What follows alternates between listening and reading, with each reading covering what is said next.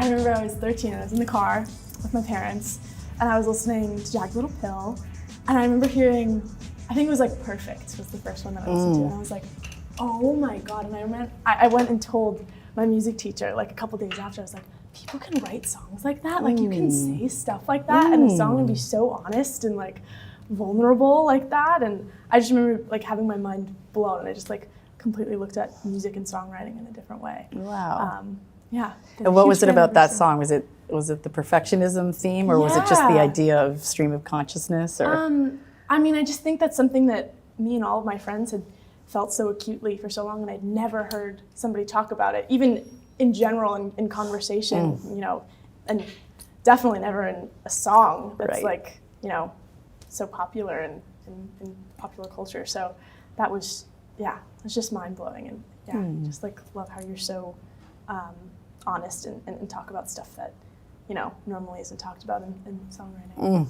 Yay. Yes, you're doing the same. I'm excited. I went down many rabbit holes around you, knowing just in general, but also just, you know, because I knew I was going to meet you. So yeah, you have that beautiful stream of consciousness, wildly expressed, multiple flavored style of writing too, and it's just so exciting. It's really intriguing to lean in and just get into the layers. You know, I think so many artists that are in the public eye, yourself as, you know, are, what makes it special for me is when there are layers. You know, if I just want to be entertained for a minute, the music and the harmonics are there in your music, it's exciting. But if I want to go a little bit more profound or go into different layers, that's available too. So thanks. Oh, that's amazing. Oh my gosh, I'm gonna blush.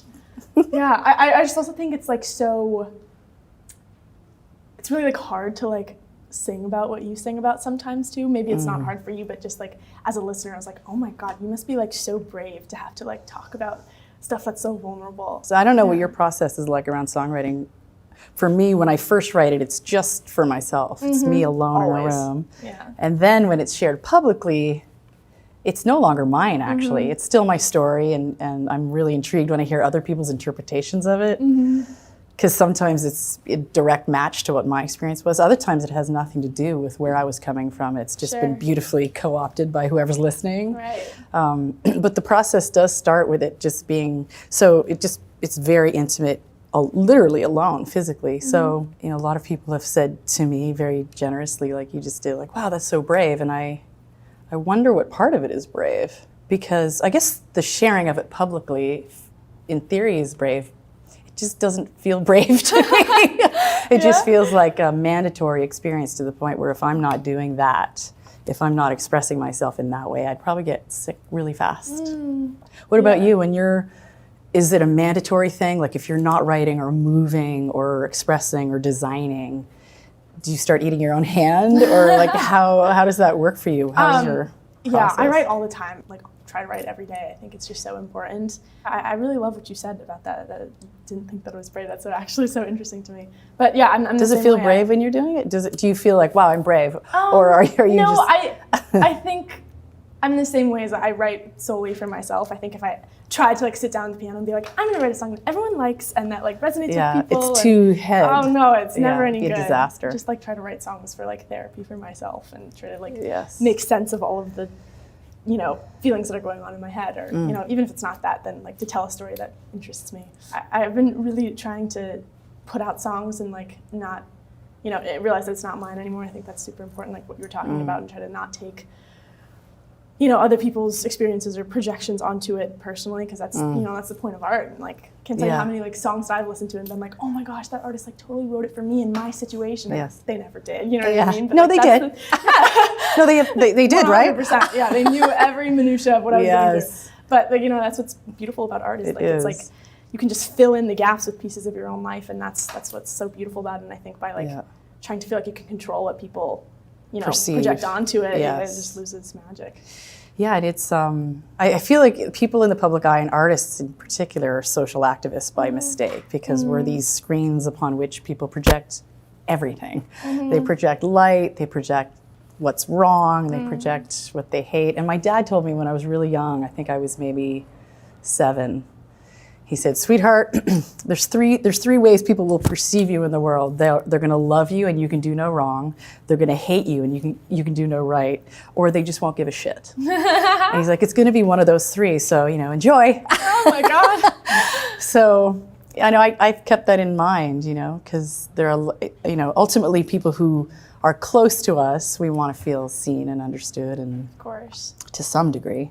But it is an invitation. Every night on stage, we're on tour right now, and it's just this invitation to whatever you see up here, whatever you're perceiving, this is for you for the next hour and a half, and it's for me. It's like I don't know what your experience is performing live, but it's like a churn. It's like just taking the energy and really kind of alchemically crunching it out of my body, but also getting it out.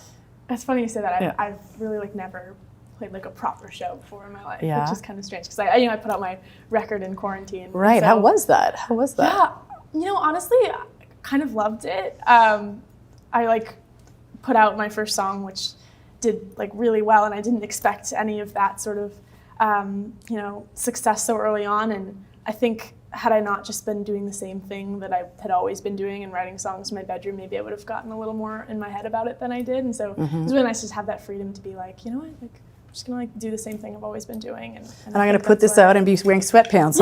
Exactly. And every screen sweatpants. Yeah. So it's released, and there's no way really to anticipate anyone's receptivity. So then it was received by a lot of people in a very excited way. So how did you navigate that at first? I mean, you're still in it, obviously. Yeah. How did you navigate it? Was there anything that you felt you needed to do to steel yourself?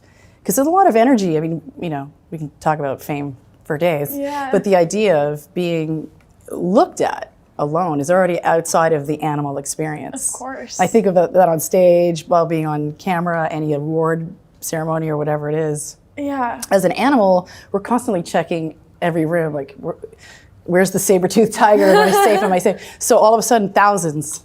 Right. It's already a suspended reality of there's something unusual about this on a purely animal level. And yet we stay at the podium, or we stay in front, and we hold that energy. And it's a lot. I know. So how's your body? I think about that often. Yeah. I mean, I think we had sort of a similar experience where kind of had a really successful debut album, which is sort of weird. And at least for me, it was it felt super quick. It felt overnight. And, I've been working and writing songs since I was 5 years old. Tiny. It definitely wasn't overnight, but oh, I'm writing songs in my bedroom. Oh my gosh, lots of people know this song was really quick for me. And I don't know, it's a strange feeling. I feel obviously so lucky, but sometimes it just feels like it doesn't have to do with me sometimes. It's impersonal. Yeah, I mean, and I always think that creativity is sometimes really magical and celestial, and if an amazing song comes through you and you're a vessel for an amazing song, that's awesome, but sometimes it doesn't have everything to do with you. Sometimes you're a vessel, and sometimes even if you write a bad song, it doesn't have anything to do with you. You're kind of just moving through. I try to not attach a lot of ego to it, because I think that that's important. That's deeply wise. Yeah, I don't know. No, I mean, it is impersonal in a way. It's almost like in some ways we're writing about the anger or the grief or the, it's not personal. That's how I see it. Something I think is really interesting too is that you used to be a child actor. Yes. And so was I, which I think is so funny and such a cool parallel. Yeah, it's the hyphenation, right? And acting, dancing, singing, writing, painting, designing. Yeah. It's, and for me in the 90s especially, it was very much, stay in your lane. What are you? As though you had to be reduced and one-dimensionalized to one thing. What's exciting about now is that you can be everything. Sure. You can be a comedian, you can be rock and roll, you can be sweatpant bedraggled. You can be all these parts, and there's just less of this mandate of pick a lane and stay there. Totally. I love that so much. I'm really glad that I get to work in that era of the industry. So you have, so what are some of your favorites? So dancing. I'm a terrible dancer. Okay, so terrible dancing. Maybe if I go on tour, I'll get better acquainted with my body and moving like that, but I'm so bad. Are you a good dancer? I like to move. Yes, same. When people are like, do you dance? I'm like, I move a lot. So I think, ultimately dancing is moving. Exactly. Right? Yeah. It's so unique. Again, like the filter, every body has its own gait and way to move. Do you think that acting for you helped you be more like in touch with your emotions in songwriting? I think like in a certain way, that's how I felt with it. Like I was so comfortable from a young age with like expressing my emotions in front of like all of these people on a set, and that's sort of like a vulnerable experience. And I think in hindsight, that sort of helps me be really comfortable with being, you know, honest in my songwriting. And actually, this brings me back to what we were talking about earlier, how you were like, I don't feel brave. I think the brave thing that I recognize in your music is how honest you are with yourself. I think not a lot of people are like that. Yes. And when nice. Thanks. And when you are, you know, like that and show everyone how honest you are with yourself and how vulnerable you are with yourself and how you don't shy away from negative emotions. Terrifying. That's the brave thing, I think. I don't think sharing with people is the brave thing. Thank you for that distinction. That's so generous. On second thought, yeah, I don't know. Yeah, and I actually think if there is a moment of bravery in my own personal experience, it's how willing I am to not lie to myself about the scary things or the ugly things or the shadow, dark, swampy things, you know? I think that's empowering for people to hear you talk about that stuff too. It's like, I don't know. Well, it's letting our humanity be what it is, and that you know, I'm a really big fan of inquiry, my own self-inquiry, but also just going deeper all the way to the bottom. Like, you know, whether it's me attempting to gain clarity on what my agenda really is, or what am I really hiding by being, you know, defensive, like underneath this defensiveness or under this bravado, what's really going on underneath here. So that's a kind of orientation in life, though. I think that's like a philosopher archetype. Have you always been like that? Yes. Have you? I think me too. Yeah. Like curious, observer, you know, and there are times even on stage last night in Utah where I have to pull myself out of observer a lot and remind myself that, hello, you're the one that's supposed to grab the mic, because I'll be listening to my bandmates play and they'll start the intro to Ironic and I'm just like, oh, that sounds, I should probably say it. You know, so to pull out of the listening into the... How has touring been? I'm just curious. I've never been on tour. And also, we were talking about this earlier. I'm very excited for the day when I get to be a mom like you. And it's just like wondering how that is with, you know, touring with your kids and being on the road. Well, if anyone asks you whether you want to go on tour with your 3 children during COVID, you should say no.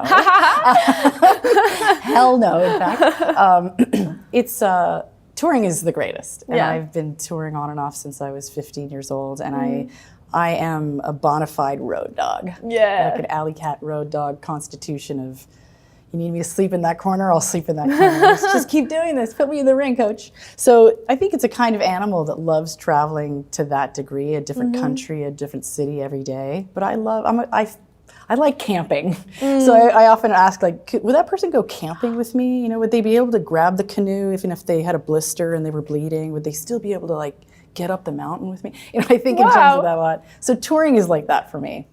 And it's a certain kind of animal that thrives out there, and it's a lot of work, but it's so much fun and super gratifying. But then there's the law of diminishing returns. If I over-tour, I start eating my own hand, and everything gets really bad. Yeah. So it's just about touring enough. And is that something you see in your future, touring? Oh yeah, touring like a road dog. Yeah.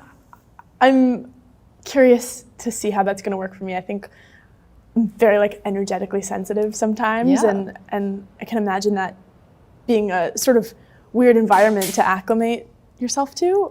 So I think it's just going to be a learning experience for me. But got to bring all those transitional objects, your essential oil and your blankie. And but yeah, you seem to have a temperament.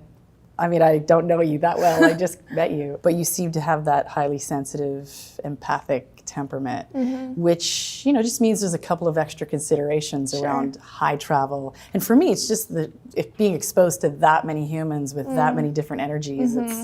It's a lot, and definitely sometimes blinders are really helpful. Yeah, I can imagine. I'm excited for that day. I'm gonna go see you at the Hollywood Bowl too. I think in a couple weeks. It's like the most general question, but I feel like I'd regret it if I didn't ask you, like, if you had any advice for me growing up in this industry. Wow. If I could have done anything differently, I would have had a few more friends around me. Period. Just a little bit more emotional support, someone where you could vent with them and process with them and then move on to the next wild ride. You as opposed to, for me, I ruminated a lot. And yeah, it was lovely to journal about it, but I would have, if I could go back in time, I would have conjured a few really deeply loving, unconditionally caring people around me to just check in with me. That hits. Do you have that? I hope so. Yeah. Let's make sure you have that. Yeah. And I'll send you a kit, a Survive on the Road kit for the sensitive soul. Amazing. Yeah. Thank you. Thank you. So wonderful. Oh my So God. fun. Yeah.